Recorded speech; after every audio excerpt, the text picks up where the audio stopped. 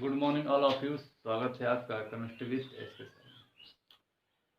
चलिए, तो हम लोग पढ़ रहे थे क्लास 11th का some basic concept of chemistry, रसायन की कुछ मूलभूत अवधारणाएं। और इसमें हम लोगों ने पढ़ा था पिछले लेक्चर में एटॉमिक नंबर और एटॉमिक मास और मास नंबर हम लोगों ने पढ़ा था। ठीक है, परमाणु क्रमांक, परमाणु भार और परमाणु द्रव्यमान। आज के लेक्चर में हम लोग पढ़ेंगे मोल कॉन्सेप्ट,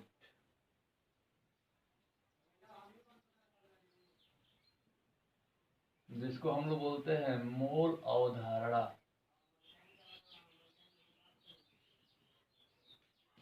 मोल अवधारणा, ठीक है। सबसे पहले तो बच्चों हम लोग यह जानेंगे कि मोल क्या होता है। ठीक है, जैसे हम यहाँ कुछ ले रहे हैं टॉपिक दर्जन, कोरी, सैकड़ा। ठीक है, दर्जन, कोरी, सैकड़ा। ठीक है, अगर हम आपसे यह कहे कि एक दर्जन का मतलब क्या होता है, 1 दर्जन इक्वल टू क्या होता है, तो आप कहेंगे सर 1 दर्जन बराबर होता है 12 क्वांटिटी। ठीक है, उसी तरह से अगर हम आपसे एक ये कहें कि 1 कोरी इक्वल टू क्या होता है, तो आप कहेंगे 20 क्वांटिटी। और उसी तरह से हम आपसे कहें कि 1 सैकड़ा, 1 सैकड़ा इक्वल टू क्या होता है, तो आप कहेंगे 100 क्वांटिटी। ठीक है, तो हमने आपसे हम जाते हैं दुकान पे, फल वाले की दुकान पे, कहते हैं भैया 1 दर्जन केला दीजिए, तो दुकानदार क्या करता है, 12 केला निकाल कर दे देता है। ठीक है, ठीक है। उसी तरह से हम जाते हैं जनरल स्टोर वाले के पास, कहते हैं भैया 1 कोरी सुपारी दीजिए, तो क्या करता है, 20 तो सुपारी लाकर दे जाता है। उसी तरह से हम जाते हैं मार्केट में नींबू लाने के लिए, और हम कहते हैं 1 सैकड़ा नींबू दीजिए, तो क्या करता है, 100 नींबू लाकर हमको दे जाता है। मतलब साफ है, 1 दर्जन का मतलब 12 क्वांटिटी, 1 कोरी का मतलब 20 क्वांटिटी, और 1 सैकड़ा का मतलब 100 क्वांटिटी। कोई भी वस्तु हो सकता है। ठीक है, जैसे मान लीजिए हम दुकान पे गए, कहें कि भैया 1 दर्जन पेन दीजिए, तो दुकानदार क्या करेगा, हमको 12 पेन ला कर दे देगा। दर्जन का मतलब समझ में आया, 12 क्वांटिटी। उस तरह से कोरी का मतलब क्या, 20 क्वांटिटी। और उसी तरह से सैकड़ा का मतलब क्या, 100 क्वांटिटी। उसी तरह से जो मोल होता है ना, तो 1 मोल में जो क्वांटिटी होता है वो होता है 6.022 इंटू 10⁻23 क्वांटिटी। मतलब 1 मोल अगर कहा जाए तो 1 मोल में इतने क्वांटिटी होता है। ठीक है, और ये जो क्वांटिटी है बहुत बड़ी क्वांटिटी है, बहुत बड़ा एक नंबर है। ठीक है, अब देखिए 1 मोल इक्वल टू इतना क्वांटिटी। इस प्रकार 1 दर्जन इक्वल टू इतना क्वांटिटी, 1 कोरी इक्वल टू इतना क्वांटिटी, 1 सैकड़ा इक्वल टू इतना क्वांटिटी। इस तरह से 1 मोल इक्वल टू इतना क्वांटिटी। ये जो नंबर है इसको हम लोग अवगाद्रो नंबर भी कहते हैं। Avogadro number. ठीक है, कहीं कहीं बुक में जाएंगे तो यहाँ पर 22 जो लिखा है वहां पर 23 भी आपको मिलेगा, लेकिन ये नंबर आपको सेम मिलेगा। ठीक है, मोल को हम स्मॉल एन से क्या करते हैं, रिप्रेजेंट करते हैं। ठीक है, तो जनरल वे में आप लोगों ने यह जाना कि मोल का मतलब क्या होता है। ठीक है, क्या है, केमिस्ट्री में मोल पदार्थ की मात्रा का यूनिट मान लिया गया। मात्रक, पदार्थ की मात्रा, जैसे क्या होता है ना, द्रव्यमान का किलोग्राम। ठीक है, लेंथ, लंबाई का मीटर। उसी तरह से पदार्थ की मात्रा का यूनिट क्या होता है, मोल होता है। और 1 मोल में कितने क्वांटिटी होती है, इतने क्वांटिटी होते हैं। अब आप लोगों के दिमाग में ये चल रहा होगा कि सर इतनी बड़ी क्वांटिटी का यूज कहाँ पे किया जाता है, तो भाई केमिस्ट्री में इसके भी किया जाता है। देखिए जो बड़ा क्वांटिटी होता है उसको छोटे पदार्थों में यूज किया जाता है। जैसे हमने देखो, हम गए दुकानदार फल के दुकान पे, तो हम ये नहीं कहेंगे ना कि 1 किलो केला दीजिए, 2 किलो केला दीजिए। हम उसको कहेंगे कि भैया 1 दर्जन केला दीजिए, वो 12 किलो लाकर हमको क्या करेगा, दे देगा। हम अचार डालने के लिए मार्केट में जाते हैं तो ये नहीं कहेंगे कि 2 किलो नींबू दीजिए, 3 किलो नींबू दीजिए, छोटी क्वांटिटी है तो हम उसे क्या कहेंगे, 1 सैकड़ा नींबू दीजिए, तो हमको क्या करेगा, 100 नींबू ला कर देगा। ठीक है। आधा सैकड़ा दीजिए, क्या करेगा, 2 से डिवाइड 50 नींबू देगा। इस तरह से आधा दर्जन केला दे, 2 से डिवाइड करेंगे 6 केला देगा। तो बड़ी वस्तुओं के लिए जो ग्रुप का इस्तेमाल किया जाता है ना, वो छोटा होता है। छोटू वस्तुओं के लिए जिसका यूज किया जाता है ना, वो क्या होता है, बड़ा नंबर होता है। तो ये जो नंबर होता है ना, इसे केमिस्ट्री में यूज किया जाता है एटम के लिए, मॉलिक्यूल के लिए, आयन के लिए। जैसे थोड़ी भी मात्रा हम मॉलिक्यूल करेंगे तो बहुत बड़े मॉलिक्यूल, इसमें बहुत ज्यादा मॉलिक्यूल पाए जाएंगे। ठीक है। थोड़ी बहुत मात्रा में एटम लेंगे तो उसमें बहुत बड़े एटम क्या होंगे, पाए जाएंगे। आई बात समझ में। तो जनरल वे में आप लोगों ने ये समझ लिया कि मोल का मतलब क्या होता है, लेकिन ये मोल का डिफिनेशन नहीं है। मोल का ये डिफिनेशन नहीं है। मोल का मतलब आप लोगों ने ये जाना कि 1 मोल इक्वल टू होता है 6.022 इंटू 10⁻23 क्वांटिटी। वो क्वांटिटी क्या हो सकता है, तो क्वांटिटी आपका एटम हो सकता है, मॉलिक्यूल हो सकता है, आयंस हो सकता है, परमाणु हो सकता है, अणु हो सकता है, और आयन हो सकता है। ठीक है। अब इन सब की मात्रा को कैलकुलेट करने के लिए हम लोग किसका यूज करते हैं, मोल का यूज करते हैं। ठीक है। चलिए अब हम देखते हैं मोल का डिफिनेशन क्या होता है। ठीक है।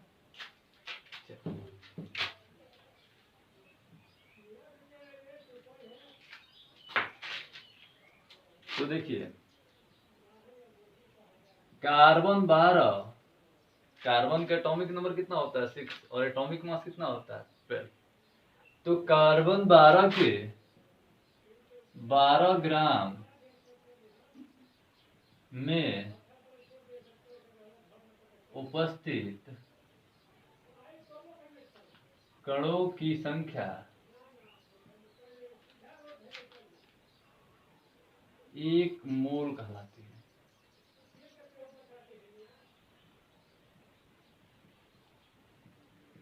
ठीक है। तो कार्बन 12 के देखिए, कार्बन 12 ही को लिया गया है। कार्बन के आइसोटोपस आप लोग पढ़े होंगे, C612 भी होता है, और C613 भी होता है, और C614 भी होता है। तो कार्बन 12 को स्टैंडर्ड माना गया, मानक। तो कार्बन 12 के अगर 12 ग्राम हो तो उसमें उपस्थित जो कणों की संख्या होती है वो कितना होती है, 1 मोल होती है। मतलब 1 मोल इक्वल आप लोगों जाना कितना, 1 मोल इज इक्वल टू कितना हो जाएगा, 6.022 इंटू 10⁻23 पार्टिकल। पार्टिकल मतलब क्या होता है, कण। वो कण क्या हो सकता है, तो कण आपका एटम मतलब परमाणु हो सकता है, अणु हो सकता है, और नहीं तो क्या हो सकता है, आयन हो सकता है। Atom, molecule, ion. ठीक है। मतलब कार्बन 12 के 12 ग्राम में जो प्रेजेंट पार्टिकल का नंबर होता है वो हमारा क्या कहलाता है, मोल कहलाता है। ठीक है। The number of particle present in carbon 12 gram is called mole. ठीक है। अरे बात समझ में। कार्बन 12 के 12 ग्राम में उपस्थित कणों की जो संख्या होती है वो क्या कहलाती है, मोल कहलाती है। कितना मोल, 1 मोल कहलाती है। जैसे अगर हम आपसे यह कहें कि सोडियम 1123 के 23 ग्राम में कणों की जो संख्या होगी, देखिए इसका एटॉमिक मास कितना है, 23, और इतना ही ग्राम लिया जाए तो कणों की संख्या कितना होता है, 1 मोल होगा। कितना होगा, 1 मोल। कणों की संख्या 1 मोल के बराबर होता है। ठीक है। अगर किसी एटम के एटॉमिक नंबर के उतने ही ग्राम में अगर कणों की संख्या लिया जाए तो उसमें जो कणियों की संख्या होती है क्या होता है, 1 मोल के बराबर होता है, इक्वल होता है 1 मोल के, मतलब इतना नंबर क्या होता है, पाया जाता है। ठीक है, तो ये था मोल का डिफिनेशन। मोल का डिफिनेशन क्या होता है, तो कार्बन 12 के 12 ग्राम में उपस्थित कणों की जो संख्या होती है वो क्या होता है, 1 मोल कहलाती है, यानी कि मोल कहलाता है। वो कण क्या हो सकता है, तो कण एटम हो सकता है, अणु हो सकता है, नहीं तो आयन हो सकता है। ठीक है, आ रही बात समझ में? हाँ, चलिए आगे कुछ टर्म पढ़ते। ये तो मोल का जनरल एक डिफिनेशन आप लोगों ने जाना, और मोल के अंदर गहराई की तरफ हम लेकर चलते हैं। ठीक है, तो देखो इसमें दूसरा पॉइंट होता है, मोल को हम क्या करते हैं, स्मॉल एन से क्या करते हैं, रिप्रेजेंट करते हैं। एन इज इक्वल टू होता है W/m, एक फार्मूला है जहां से हम मोल को क्या करते हैं, कैलकुलेट करते हैं। एन का मतलब क्या होता है, तो एन का मतलब होता है मोल। W का मतलब क्या होता है, W का मतलब होता है ग्राम अणु भार या परमाणु।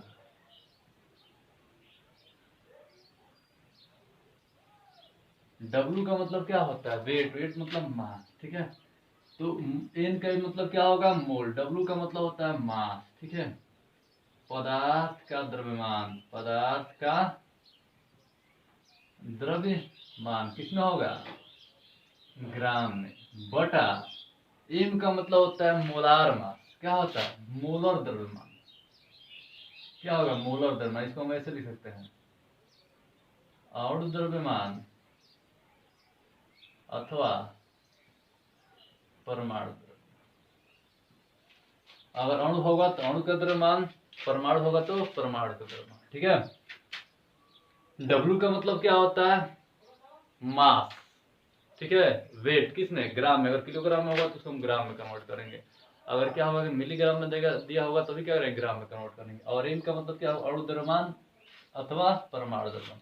जैसे मान लो पूछ देगा O2, O2 का मोलार मास बताइए, तो एक ऑक्सीजन में कितना होता है, 16। तो 2 के लिए क्या करेंगे, 2 से मल्टीप्लाई करेंगे, कितना हो जाएगा, 32 आ रहा है। ये इसका अणु द्रव्यमान है, इसको क्या कहेंगे, मोलर द्रव्यमान कहेंगे, मोलार मास कहा जाएगा। ठीक है, परमाणु द्रव्यमान मान लो सोडियम है, तो सोडियम का एटॉमिक मास कितना होता है, 23। तो ये होगा क्या, इसका परमाणु द्रव्यमान, यहाँ पर हो जाएगा मोलर। ठीक है, तो देखो यहां से भी हम डिफिनेशन बना सकते हैं मोल का। ठीक है, पदार्थ के द्रव्यमान और मोलर मास, यानी कि मोलर द्रव्यमान का अनुपात जो होता है ना, वो क्या कहलाता है, मोल कहलाता है। ठीक है, आ रही बात समझ में? पदार्थ के द्रव्यमान और उसके मोलर द्रव्यमान का अनुपात डिवाइड है, तो सीधी सी बात क्या हो जाएगा, अनुपात हो जाएगा, रेशियो हो जाएगा। तो पदार्थ के द्रव्यमान और मोलर द्रव्यमान के अनुपात ही क्या कहलाता है, मोल कहलाता है। इसको हम लिख सकते हैं कि किसी पदार्थ के द्रव्यमान ग्राम में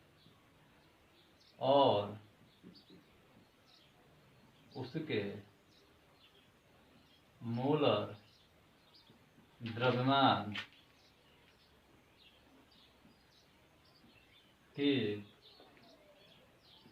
के अनुपात को मोल कहते हैं। ठीक है, किसी पदार्थ के द्रव्यमान ग्राम में और उसके मोलर द्रव्यमान के अनुपात को क्या कहते हैं, मोल कहते हैं। ठीक है, तो ये था मोल कॉन्सेप्ट में दूसरा मोल का डिफिनेशन। ठीक है, अब देखिए तीसरा पॉइंट हमारे पास है, एक और फॉर्मूला हम लोग लेते हैं। वो क्या होता है, N equal to A naught upon Na। N equal to A naught upon Na। A naught का मतलब क्या होता है, तो ए नॉट का मतलब होता है, इसको हिंदी में लिख दे, mole equal to, A naught का मतलब होता है कणों की संख्या, कणों की संख्या। Na का मतलब होता है अवोगाद्रो नंबर। Na का मतलब क्या हो, अवोगाद्रो नंबर क्या होता है, तो 6.022 × 10⁻23।